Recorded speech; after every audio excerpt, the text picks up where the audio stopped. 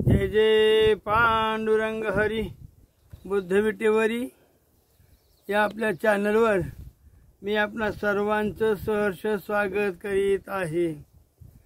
आणि आजच्या विषयाला मी सुरुवात करण्यापूर्वी माझी एक विनंती राहील की माझा हा चॅनल कुठल्याही जाती धर्माच्या संदर्भामध्ये टीका टिप्पणी करणारा असा नाही, तर आणि तसा माझा उद्देश नाही, परंतु लोकांमध्ये जागृती व्हावी, त्यांना काहीतरी ज्ञान मिळावं या उद्देशानं अशा पद्धतीचे मी व्हिडिओ बनवत असतो। त्याच्यावर कोणालाही राग येण्याचं कारण नाही, कारण कमेंट्समध्ये ज्यावेळी मी पाहतो बरीच मंडळी चांगल्या देखील शिव्या घालतात किंवा अपशब्द बोलतात, त्याचा मी इथं विचार करत नाही। तर मला एक सांगायचंय, ज्यावेळी आपण एखाद्या कमेंटला काहीही विचार न करता कशाचंही वाचन नसताना बिनधडक काही बोलायचं ही योग्य नाही। तुम्ही कमेंट अवश्य करा, पण जो विषय मी हाताळतोय त्या विषयामध्ये आपण किती परफेक्ट आहात याच्याविषयी आपल्याला किती ज्ञान आहे का हवेतच गोळीबार करायचा फक्त, तर ही वृत्ती सोडा आणि अभ्यास करा। अभ्यास केल्यास तुम्हाला काहीही साध्य होणार नाही। तोपर्यंत असंच माळावर पूर्वेकडे तोंड करून भुका। आता जो विषय मी घेतोय आज तो घेतो स्तूपाच्या संदर्भात। आता स्तूप म्हणजे काय, जर आपल्या आई वडिलांच्या स्मरणार्थ जे आपण एक 3 बाय 3 फुटाचं एक थडगं निर्माण करतो त्याला स्तूप म्हणा की हवंय तर, हो ते स्तूपच आहे।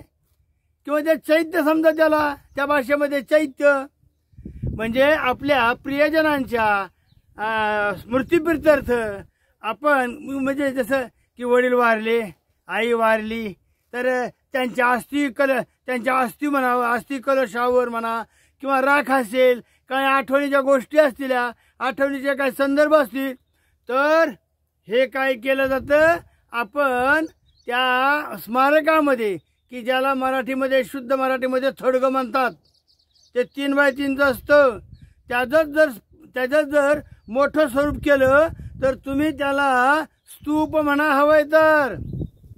हे स्तूप म्हणजे काय, तर स्तूप म्हणजे जी मंडळी नागपूरला किंवा मुंबईला जाते तर त्यांनी नागपूरला बाबासाहेबांच्या अस्थी कलशावर जो स्तूप उभारलेला डोम असा गोल मोठा लांबून दिसतो तो, तर त्याला म्हणायचं स्तूप।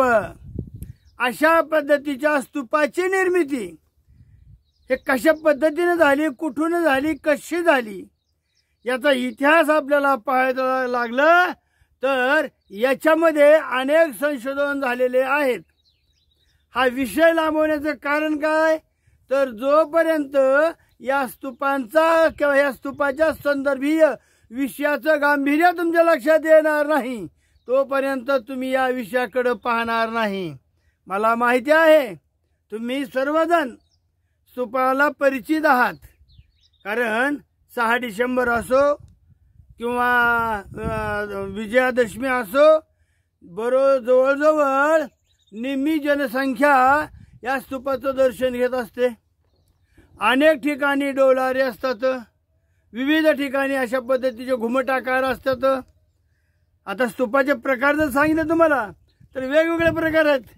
काही चौरस आकाराचे स्तूप असतात, किंवा ज्याला आपण एक चैत्य म्हणूया, चैत्य आणि स्तूप त्याच्यात काही फरक नाही।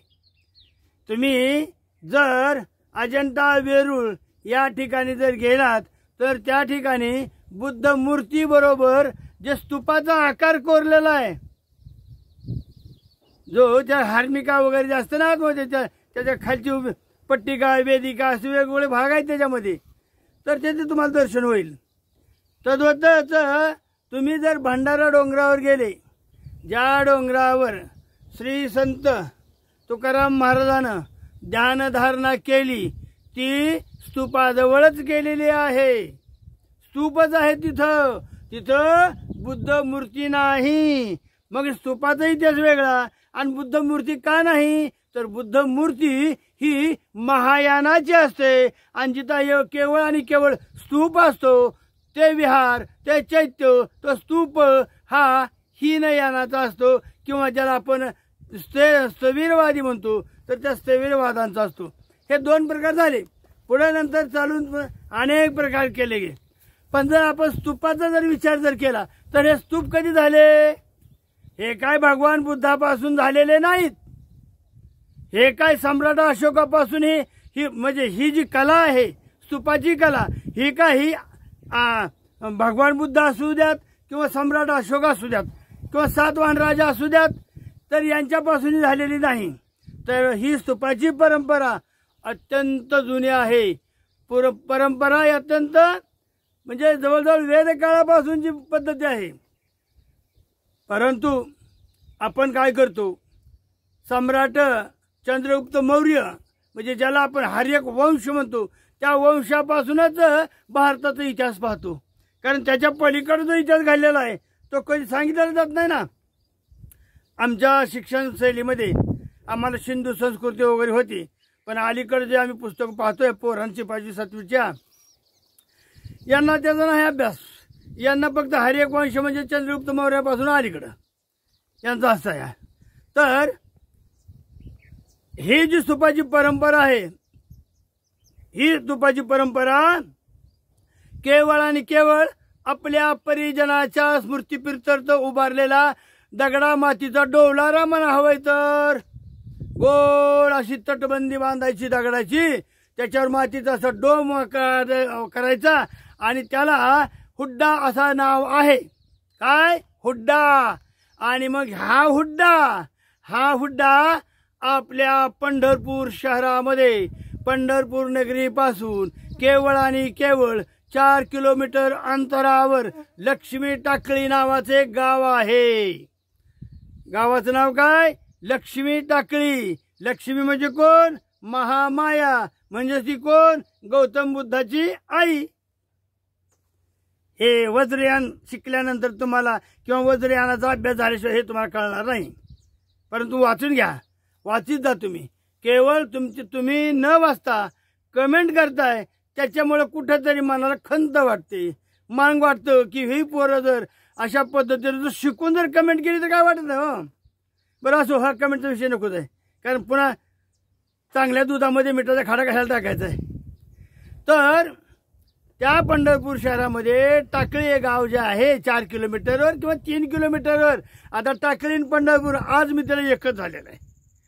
तर त्या ठिकाणी फार मोठा स्तूप आहे, प्रचंड असा स्तूप आहे, ज्याची घेराई जर म्हणाल तुम्ही, मी पावलाने मोजले बरं का, मी काय फुटपट्टी किंवा टेप लावला नव्हता, तर ती मोजला नावाच्या पावलाने जवळजवळ 250 फुटाचा घेर आहे त्याचा. बघा केवढं झालं, 250 फुटाचा घेर.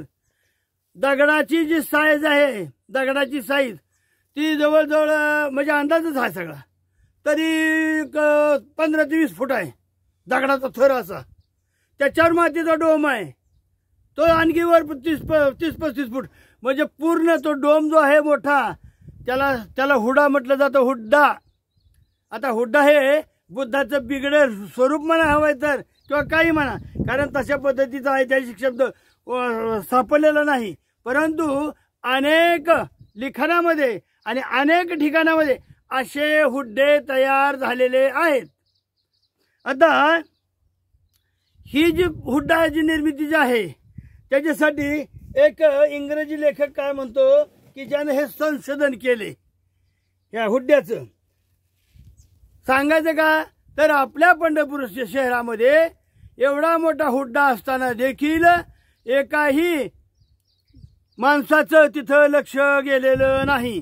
हे मोठ्या खेदानं सांगावं लागतं. वास्तविक पाहता तो हुड्डा हा कुठल्या धर्माचा आहे, कुठल्या जातीचा आहे, याच्यापेक्षा आपल्या गावाला हुड्डा आहे याचं मात्र कौतुक वाटलं पाहिजे. कारण हा हुड्डा जो आहे तो वेदकालापासून आलेला आहे, हे लक्षात घ्या. पण वेगवेगळ्या ठिकाणी वेगवेगळे हुड्डे बांधले जातात. असे का नाही की बा एका रात्री सगळे हुड्डे निर्माण झाले. हुड्डा म्हणजे काय समजलं का? हुड्डा म्हणजे स्तूप.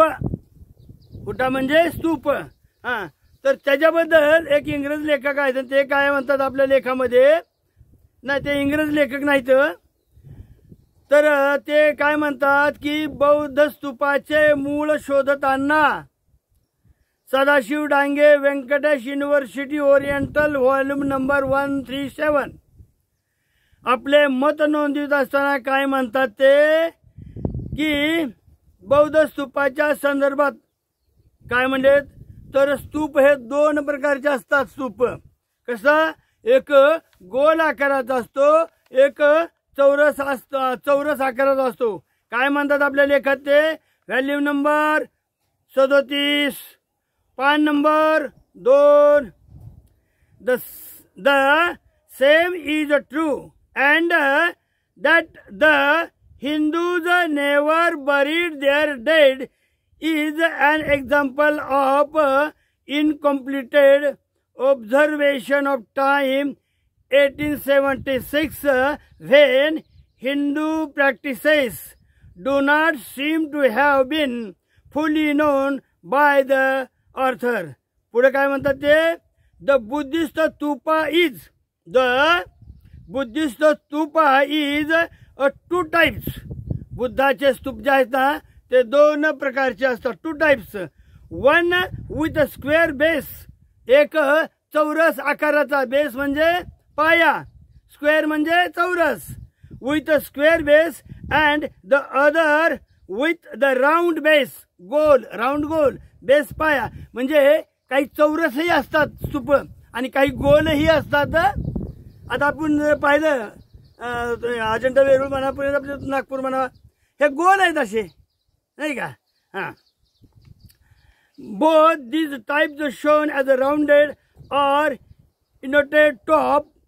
एकदम वरच्या बाजूला काय असतं तिथं, सर माउंटेड बाय द हार्मिका, त्याला हार्मिका असं म्हटलं जात होतं. हे झालं कुणाचं मत, हे झालं आदरणीय सदाशिव डांगे यांचं मत. ते व्यंकटेश युनिव्हर्सिटी ओरिएंटल या ग्रंथाचे लेखक आहेत. आणि त्याचप्रमाणे शतपथ ब्राह्मण ग्रंथामध्ये देखील चतुष्कोणीय म्हणजे चौरस आणि गोलाकार म्हणजे वर्तुळ, राऊंडेड स्तूपाचं वर्णन केलं आहे. आणि ते काय म्हणतात माहिती का, देव या संस्कृतीचे स्तूप. दोन संस्कृती होत्या, कुठल्या, देव आणि असुर.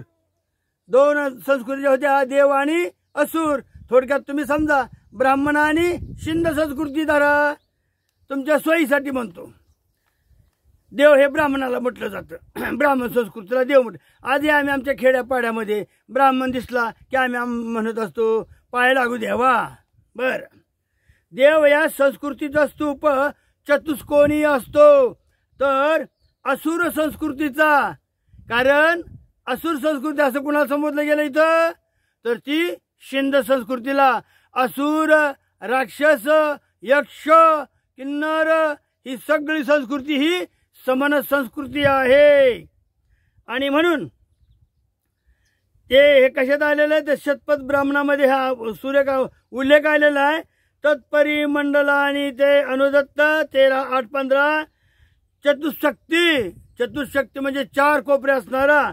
आणि त्याच लेखामध्ये पुढे आपल्या प्रोफेसर प्रास्की आपल्या लेखातील पान क्रमांक 205 यावर काय देव संस्कृती आणि असुर संस्कृती याचा देखील त्यांनी उल्लेख केलेला आहे. तद्वतच हे 2 ते तुम्हाला मी पुरावे दिले.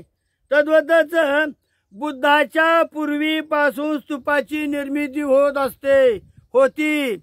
तुम्ही म्हणाल की हे स्तूप जे आहेत ते बुद्धाच्या निर्मितीपासून आहेत का, तर तसं नव्हे बाबा, तसं नव्हे.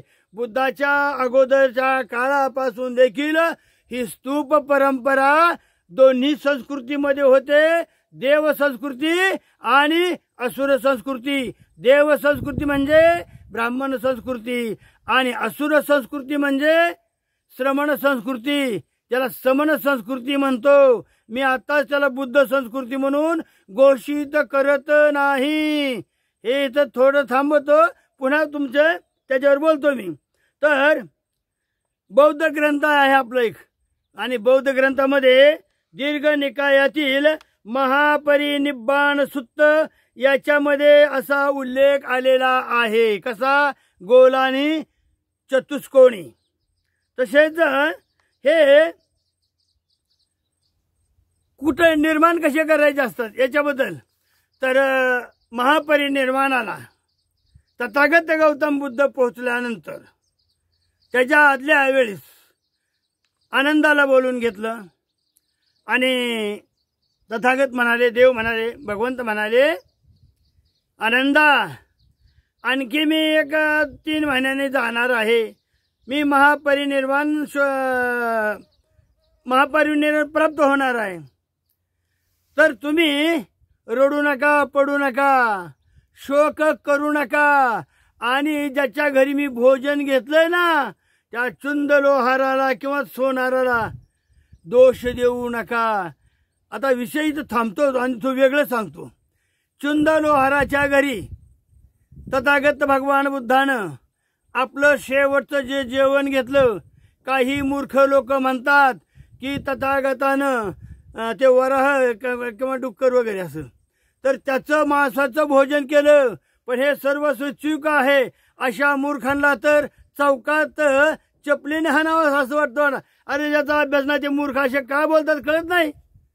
तर बाबांनो, डुकराचं मटण खाऊन बुद्धाचा मृत्यू झालेला नाही. शुक्रकंद नावाचं जे कंद आहे, ज्याला आपण रताळ बटाट कंद म्हणजे जमिनी खाल्लं, तर ते खाल्ल्यामुळं आणि आयुष्य त्यांचं 80 वर्षाचं असल्यामुळं अपचन झाल्यामुळं त्या प्रक्रियेतून ते झालं असेल. पण बुद्धाने परिनिर्वाण होणारं माहिती आनंदाला अगोदर दिलेली होती. हे तुमच्या लक्षात आलं असेल. म्हणून कोणी कुठेही कसाही संबंध जोडू नये, कारण हे कोणी कुठेही कोणा संबंध जोडायला मात्र आमचे लोक मात्र महावस्ताद असतात. आणि तुम्हाला सांगतो आणखी,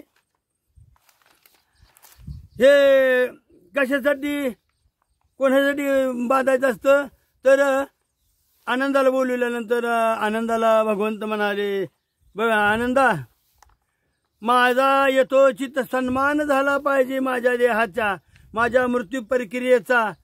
आणि जसे एका सम्राटाचं शवावर दहसंस्कार होतो, सम्राट म्हणा, चक्रवर्ती म्हणा, मोठा राजा म्हणा, त्याच्या प्रेतावर जशा पद्धतीचे संस्कार केले जातात ना, तशा पद्धतीचे संस्कार माझ्याही प्रेतावर करा बाबानो.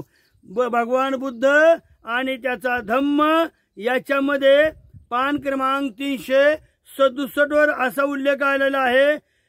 11 हे हा ग्रंथ बाबासाहेबांचा.